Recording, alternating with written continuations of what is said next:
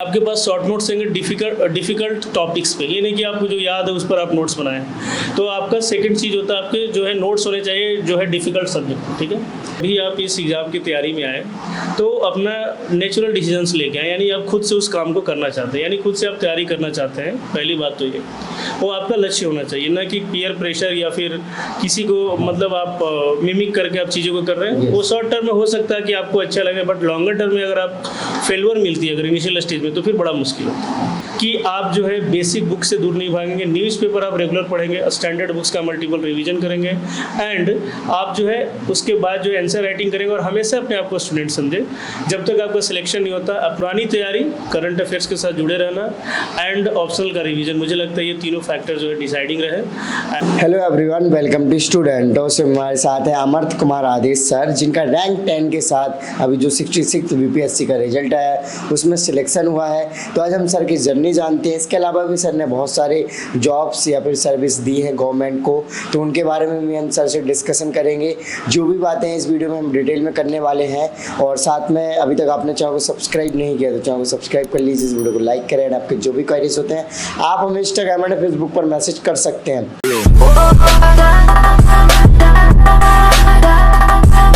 Sir, सो आप अपने education background के बारे में बताइए कि आपने क्या क्या क्वालिफिकेशन वगैरह की। सबसे पहले थैंक यू कि आपने समय निकाला और आप मेरा इंटरव्यू लेने के लिए आए हैं। एंड सेकेंड थिंग कि मेरी जर्नी जो स्टार्ट हुई एजुकेशनल मेरे होम टाउन से हुई। मेरा home town Kurtha Arwal district में है, एंड वहाँ से मैंने स्कूलिंग की। टेंथ मैंने राम रतन हाई स्कूल कुर्था से किया, एंड उसके बाद जो है 12th भी मैंने वहीं से किया अपने घर से।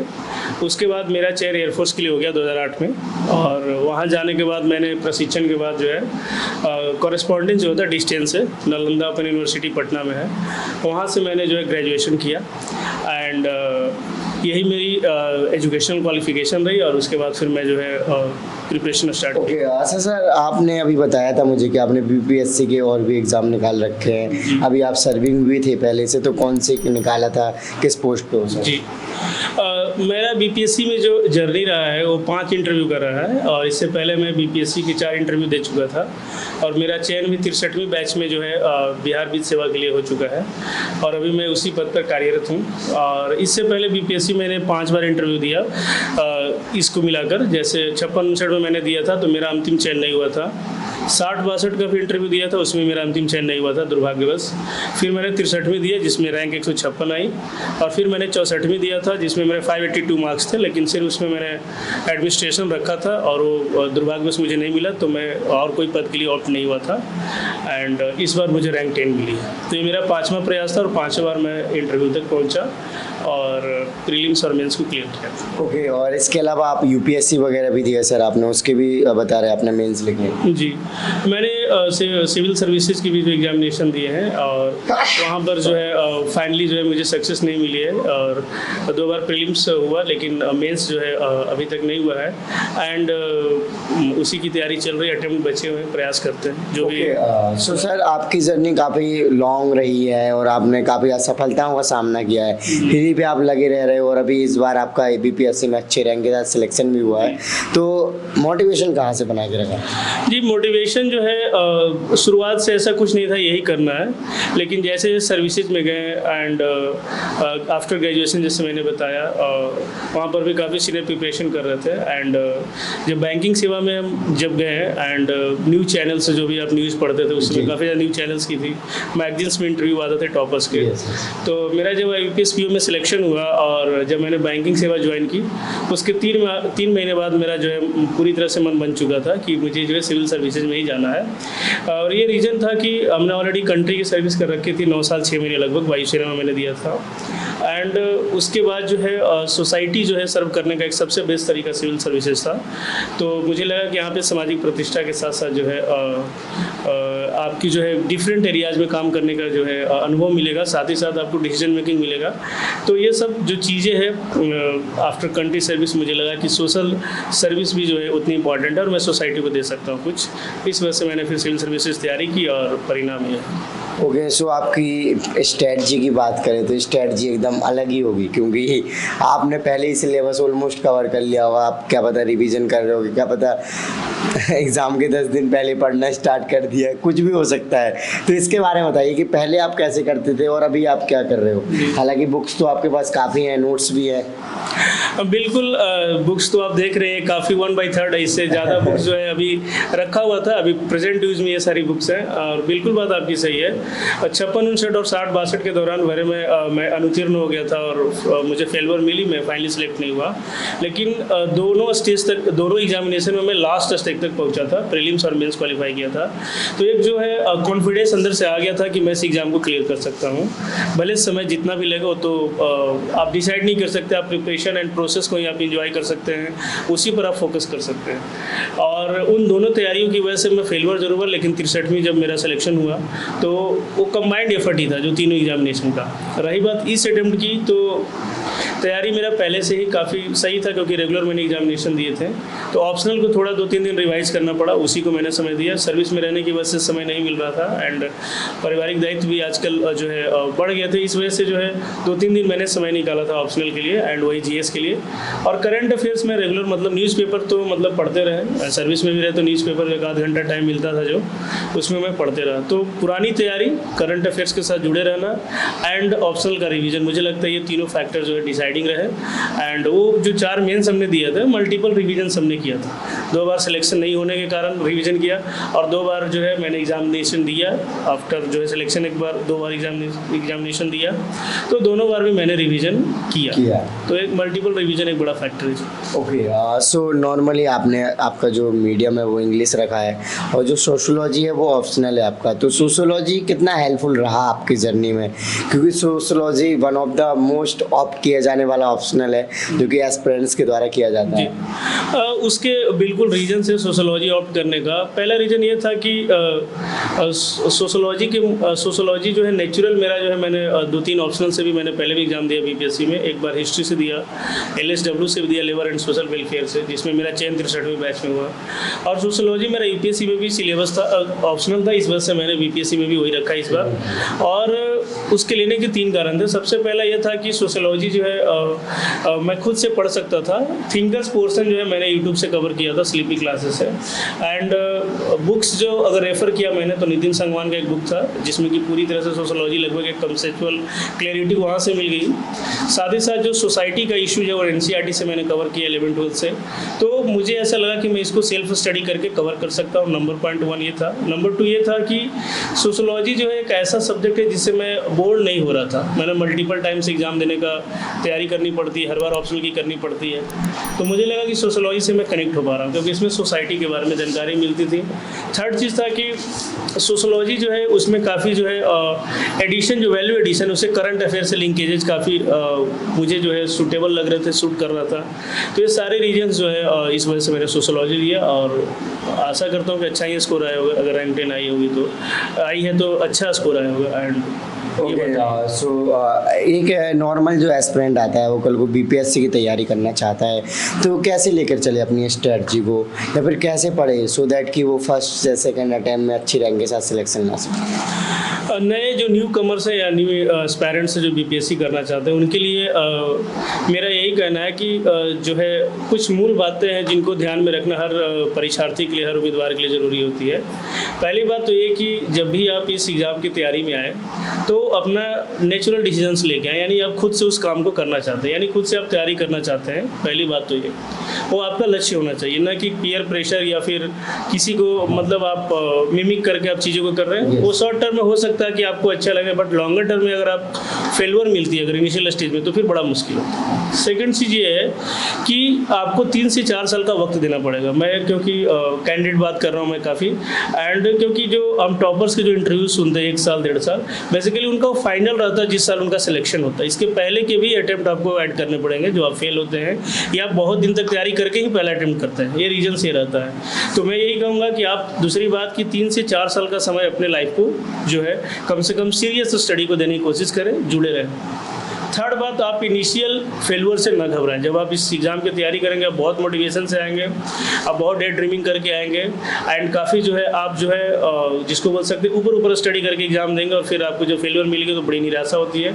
तो आप जो है एक जो है फुल प्रूफ स्टडी के साथ करें एंड टीके रहें। 3 से 4 साल तक बेसिक बुक्स को पढ़ें, NCERTs को पढ़ें, आप जो है मल्टीपल रिविजन्स करें, 3-4 साल आप लगातार जो है न्यूज़पेपर को पढ़ें एंड उसके बाद जो है आप जब 2-3 साल लगातार पढ़ते हैं तो फिर आप उसके जो है नोट्स बनाएं। 2-3 रिवीजन जब आप कर लेते हैं तो आंसर राइटिंग करें, मतलब कि पूरी तरह से जो है आप इन सारी चीज़ों को रिपीटेड मोड में आपको करना पड़ेगा। बड़ी मुश्किल होती है जब एक ही चीज़ को आपको 15 बार, 20 बार, 30 बार पढ़ना पड़ सकता है जब तक आपका सिलेक्शन नहीं हो। तो ये सारी चीज़ें जो है मुझे लगता है कि आपका खुद का डिसीजन। सेकेंड चीज़ कि आपको जो है हरी अप नहीं रहना है, कम से कम 2 to 3 to 4 ईयर्स एटलीस्ट आपको देना ही पड़ेगा। किसी का पहले अटेम्प्ट में होता है, किसी का थर्ड में, किसी को 4 में। तो आप जो है कब तक टिके रहेंगे इसको पहले डिसाइड कर लें। थर्ड चीज़ कि आप जो है बेसिक बुक से दूर नहीं भागेंगे, न्यूज़पेपर आप रेगुलर पढ़ेंगे, स्टैंडर्ड बुक्स का मल्टीपल रिवीजन करेंगे एंड आप जो है उसके बाद जो है आंसर राइटिंग करेंगे और हमेशा अपने आप को स्टूडेंट समझे। जब तक आपका सिलेक्शन नहीं होता अपने अंदर की इंप्रूवमेंट करते रहें। हमेशा ब्लेम गम जो होता है सबसे बड़ा जो फैक्टर होता है, जो प्रॉब्लम आती है कि जब आप फेल होते हैं तो ब्लेम गम आपका एक्सटर्नल फैक्टर पे चला जाता है कि राइट कि जो है आप जो है आपका जो है स्ट्रेटजी जो है इस ऑप्शनल में कम नंबर आ रहा है, या फिर हो सकता है कि मार्किंग मेरे में ऑप्शनल में सही नहीं हुई, या फिर मेरे पढ़ने के तरीके में समस्या आ रही है, लोग ज़्यादा रिसोर्स उनके पास से पढ़ रहे हैं। ये सारी चीज़ें जो है धीरे धीरे हावी होने लगती है और आप जो है ब्लेम जो है एक्सटर्नल फैक्टर पे करते हैं। मैं यही कहूँगा कि जब तक सिलेक्शन ना हो आप एक कैंडिडेट बने और आप पॉजिटिव चीज़ों को इम्बाइब करें, आप अपने अंदर इंप्रूवमेंट करें, देखें मार्कशीट को, देखें कि कहाँ पे मार्क्स आपके कम आ रहे हैं। सिलेक्टेड जो बंदे हैं उनके आप इंटरव्यू सुने, जो आप पूरी कॉपी नहीं करें, जो आपको उससे जो सीखने को मिल रहा है, आपको जो फ़ायदा होगा वो आप देखें। थर्ड चीज़ होता है कि आप जो है अपने आप पर भरोसा रखें, क्योंकि अगर आपने निर्णय लिया तो पीछे हटने का मतलब कुछ नहीं बनता है। जब तक आपके अटेम्प्ट है तब तक आप एग्ज़ाम को दें और आज नहीं तो कल आपको 100% सक्सेस मिलेगी। ओके, सो आंसर राइटिंग की भी बात हुई अभी, तो आंसर राइटिंग करते हुए क्या चीज़ें ध्यान रखते थे आप या फिर एस्पिरेंट को करना चाहिए? इस आंसर राइटिंग जो है मेरे हिसाब से बहुत बड़ा फैक्टर मेंस पे काम करता है। जहाँ तक प्रीलिम्स का नॉलेज है, एज पर माई कंसर्न की प्रीलिम्स नॉलेज बेस बहुत ज़्यादा होता है, आपको बहुत ज़्यादा फैक्ट्स एंड आपको बहुत ज़्यादा मल्टीपल रिवीजन करने पड़ती है। वहीं पर आंसर राइटिंग जो है मेंस में अगर 100% बात करें मेंस का स्कोर की, तो 30% नॉलेज और आपकी 70% प्रेजेंटेशन, जिसको आंसर राइटिंग बोलते हैं, उसको कैसे करें उसके लिए सबसे पहले है कि आप जो चीज़ें पढ़े होंगे मेंस के लिए, आप एक ही सोर्स को बार बार पढ़े होंगे। पहली बात तो ये है। दूसरी बात ये है कि आपके पास शॉर्ट नोट्स होंगे डिफ़िकल्ट टॉपिक्स पे, ये नहीं कि आपको जो याद है उस पर आप नोट्स बनाएं। तो आपका सेकंड चीज़ होता है आपके जो है नोट्स होने चाहिए जो है डिफ़िकल्ट सब्जेक्ट, ठीक है।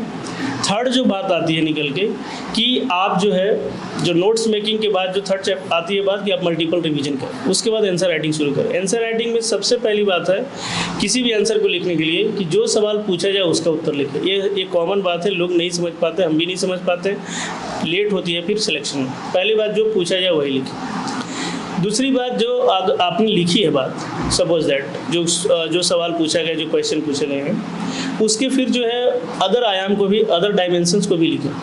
थर्ड जो है गवर्नमेंट का स्टैंड, अगर इशू बेस है तो गवर्नमेंट का स्टैंड लिखे, गवर्नमेंट ने उस चीज़ के लिए भी क्या किया है, प्रेजेंटली क्या कर रही है। चौथा जो आप चैलेंजेज लिखिए, चैलेंजेज में आप कोट करें उन ऑर्गेनाइजेशन को जो कंस्टिट्यूशनल बॉडीज है, नॉन कंस्टिट्यूशनल बॉडीज है, NGOs है, जुडिशरी है, तो इन सब चीज़ों को कोट करें कि ये चैलेंजेज आ रही है, आपको इसमें रिफॉर्म करने की जरूरत है। फिर बे फॉर्मेट में आप क्या कर सकते हैं कि सजेशंस लिख सकते हैं, given by the different commissions of the government and given by the judiciary as well as parliamentary जो भी फ्रेमवर्क है उसके अंदर जो भी है, प्रीएम्बल है, DPSP है, जो कंस्टिट्यूशनल फ्रेमवर्क है, उसके दायरे में आप आंसर दें।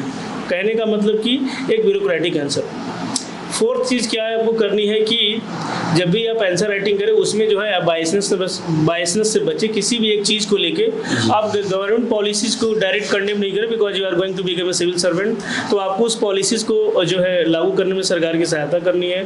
तो आप उसकी जो है जो चीज़ लिखे हो उसमें क्या करें कि आप जो है सजेशंस में भी लिखेंगे, है ना।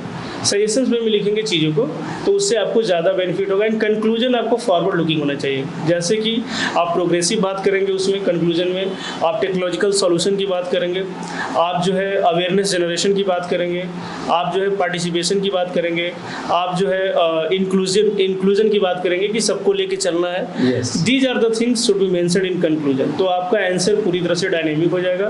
पिक्टोरियल बनाएं, जहाँ भी आपको जरूरत हो पिक्टोरियल बनाएं, पिक्चर्स बनाएं जहाँ भी आपको जरूरत है, लग रहा है कि क्वेश्चन की डिमांड है। मैप्स वगैरह बनाएं अगर आईआर का क्वेश्चन है तो। अगर पॉलिटी का सवाल है उसमें आप जो है जजमेंट्स लिखे सुप्रीम कोर्ट के। आप जो है इकोनॉमिक क्वेश्चन है तो आप इकोनॉमिक सर्वे एंड बजट के चार्ट्स वगैरह बना सकते हैं। तो these are the small things, वो काफ़ी मैटर कर जाता है एंड ऑफ द डे में जब रिजल्ट आता है, जब 2 मार्क्स आते हैं। ओके, सो जो करंट अफेयर्स है वो बहुत ज़्यादा रोल प्ले करता है, कोई भी एग्ज़ाम हो XY, चाहे वो UPSC हो, BPSC हो या फिर कोई भी हो। तो करंट अफेयर्स के लिए स्पेशली क्या करना चाहिए एस्पिरेंट्स को? देखिए, करंट अफेयर की स्ट्रैटेजी हर कैंडिडेट के लिए अलग अलग होती है। सबसे पहले है कि आपको कौन सी स्ट्रैटेजी सूट करती है। जो मुझे सूट किया वो मैं बता रहा हूँ, और जो मुझे लगता है कि ये मेरे लिए काफ़ी बेनिफिशियल रहा। सबसे पहले मैंने जो है न्यूज़पेपर एक पढ़ना शुरू किया। द हिंदू पढ़ता था मैं, ऐसे बहुत सारे न्यूज़पेपर आप कोई भी एक पढ़ सकते हैं। मैं द हिंदू पढ़ता था। And second thing, monthly magazine में इनसाइट ऑन इंडिया पढ़ता था। ये दोनों चीज़ मैंने लगभग 3 to 4 years कंटिन्यू किया था। और करंट अफेयर्स की मेरी ये स्ट्रेटजी रही, मैंने कभी नोट्स नहीं बनाया, जस्ट मैं जो है न्यूज़पेपर पढ़ता था, फिर मंथली कंपाइलेशन जब आती थी और इनसाइट ऑन इंडिया की, मैं उसको पढ़ लेता था।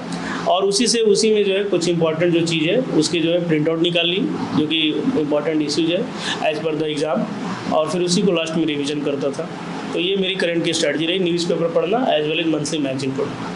ओके, और जो बिहार स्पेशल है, तो बिहार स्पेशल आपकी जर्नी में किस प्रकार चेंज होता गया, या फिर मैक्सिमम बिहार स्पेशल वही रहा, बस जस्ट रिवीजन करने की जरूरत हुई? बिहार स्पेशल बहुत डायनेमिक हो गया आज के दिन में। जो 66 का सवाल आया था मेंस का, बहुत ज़्यादा बिहार ओरिएंटेशन उसमें था। जो भी चीज़ें पूछी जा रही थी उसमें बिहार गवर्नमेंट की भी जो है रिसेंट इनिशिएटिव उस पर्टिकुलर टॉपिक से क्या रहा ये पूछा जा रहा था। और आपको देना भी चाहिए, अगर नहीं भी पूछा जाए तो BPSC के अगर सवाल लिख रहे हैं सपोजेट, तो सेंट्रल गवर्नमेंट के साथ साथ जो है स्टेट गवर्नमेंट के जो है भी लिखने चाहिए। मेरे लिए रहा कि स्टैटिक के लिए मैंने लूसेंट पढ़ा था, एंड क्राउन पब्लिकेशन की बुक आती है इंग्लिश मीडियम में, तो मेंस के लिए उसको थोड़ा बहुत रेफर किया था। प्रीलिम्स के लिए मैंने लूसेंट जो है GS जो है बिहार वो पढ़ा था। और रही बात की एडिशन करने के लिए इकोनॉमिक सर्वे बजट मैंने बहुत अच्छे से पढ़ा था बिहार सरकार की।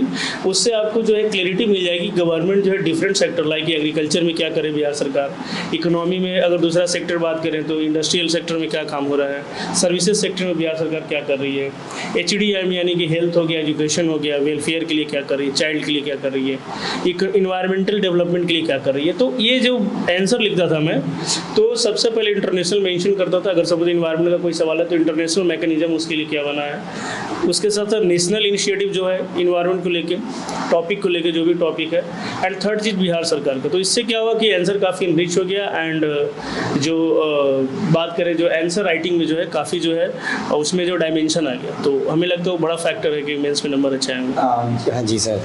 सो सर, लास्ट में जो न्यू एस्पिरेंट हैं उनको आप टाइम टेबल के अकॉर्डिंग क्या बताना चाहोगे आपका, क्योंकि टाइम टेबल नाटकीय रूप में बदला होगा। पहले आप बहुत ज़्यादा पढ़ते होगे, अब तो क्या पता है 2-3 घंटे करके। बिल्कुल बहुत ज़्यादा मेरे लिए वेरिएशन है। जैसे मैं शुरू में जॉब में लगातार रहा, जब मैंने तैयारी शुरू की तो 2 से 3 घंटे पढ़ता था डेली। 1 घंटे करंट अफेयर्स हो गया, 2 घंटे स्टैटिक पोर्शन हो गया, समय का अभाव रहने के कारण। और वीकेंड में फिर जब समय मिलता था तो फिर चीज़ें कवर करता था।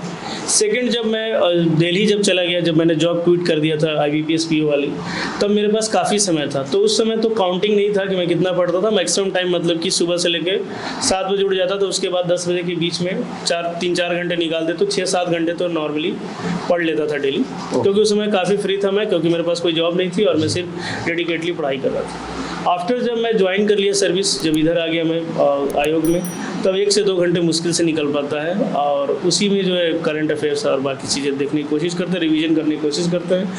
बिकॉज मैक्सिमम चीज़ें पहले से पढ़ी हुई है, बस उसको जो है रिवीजन करने की ज़रूरत पड़ती है।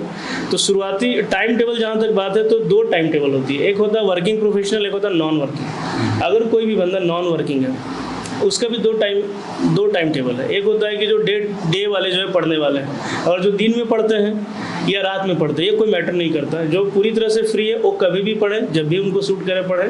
वो अकॉर्डिंग टू उनके विश होना चाहिए। कभी भी नहीं कि नाइट में पढ़ने वाला का नहीं होगा, या फिर डे में पढ़ने वाला होगा, या सुबह में ही पढ़ेगा उसका होगा, ऐसा कुछ नहीं है।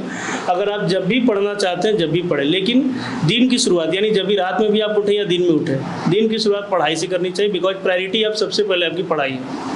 दूसरा चीज़ जो है टाइम टेबल में आप रखें, हेल्थ आपको बहुत बड़ा फैक्टर बनने वाला है, क्योंकि जो लॉन्गर ड्यूरेशन तक जिनको तैयारी करनी पड़ती है, मेरे केस में था, या फिर जैसे और जो सीनियर एस्पायरेंट है काफ़ी लेट से शुरू करते हैं, या फिर जिनको नहीं मिल रही सफलता, लंबा उनको तैयारी करना पड़ता है, तो हेल्थ एक बहुत बड़ा फैक्टर हो जाता है। तो हेल्थ न्यू कमर हो चाहे तो आप जो है बहुत दिनों से कर रहे हैं, हेल्थ को आप 1 आवर हाफ एन आवर समय जरूर दें। वॉकिंग करें, ब्रिस्क वॉकिंग करें या फिर एक्सरसाइज करें, as depend on you. Third चीज़ क्या होती है कि आप लेजियर टाइम जरूर निकालें। दिन भर में आप 6-7 घंटे पढ़ते हैं, मोर देन एनफ है। हमारे हिसाब से अगर सालों भर आप 6 घंटे 7 घंटे पढ़ते हैं तो 2 से 3 साल किसी भी एग्जाम के लिए सफिशिएंट है। एग्जाम प्रिपरेशन के लिए, रिजल्ट तो मैटर करेगा वो बात की बात है, आप एग्जाम देंगे वो अलग मैटर है। लेकिन जहाँ तक प्रिपरेशन एक जो होता है कि आप बेसिक प्रिपरेशन प्लस करंट जो तैयारी होती है, 6 घंटा बहुत इंपॉर्टेंट है। लेकिन जो नॉन वर्किंग है उनके लिए टाइम टेबल अलग हो जाएगी। नॉन वर्किंग का एक ही फंडा है, जब आपको समय मिले तभी पढ़ाई करें। जितना देर पढ़ें उसमें आप सब मतलब कि आप अपने ऊपर कॉन्फिडेंस लें कि मैं 2 घंटा भी पढ़ रहा हूँ तो मैं एग्जाम मोड में हूँ, क्योंकि आपके पास कोई अदर जो है आपके पास ऑप्शंस नहीं है। और थर्ड, जब वीकेंड मिले या जब भी टाइम मिले तो आपको लेजियर टाइम आपके लिए नहीं है, आपको वहाँ पर डेडिकेट करना पड़ेगा, बिकॉज आप बाहर वाले जो बंदे हैं वो बहुत ज़्यादा पढ़ाई कर रहे हैं। Okay so thank you so much sir. Okay so guys, आपने देखा कि सर ने जर्नी को अपनी डिटेल में एक्सप्लेन किया, साथ में आप कैसे पढ़ सकते हो, क्या मिस्टेक्स नहीं करनी है, या फिर ऐसे कैसे लिखना है, आंसर राइटिंग कैसे करनी है, करंट अफेयर्स कैसे करना है, क्या चीज़ें फॉलो करनी है। सो आई होप कि आपको वीडियो अच्छी लगी होगी, तो इस वीडियो को लाइक करें। अभी तक आपने चैनल को सब्सक्राइब नहीं किया तो चैनल को सब्सक्राइब कर लीजिए। एंड आपके जो भी क्वेरीज होते हैं आप हमें इंस्टाग्राम और फेसबुक पर मैसेज कर सकते हैं। इन सभी के लिंक वीडियो के डिस्क्रिप्शन में। जय हिंद।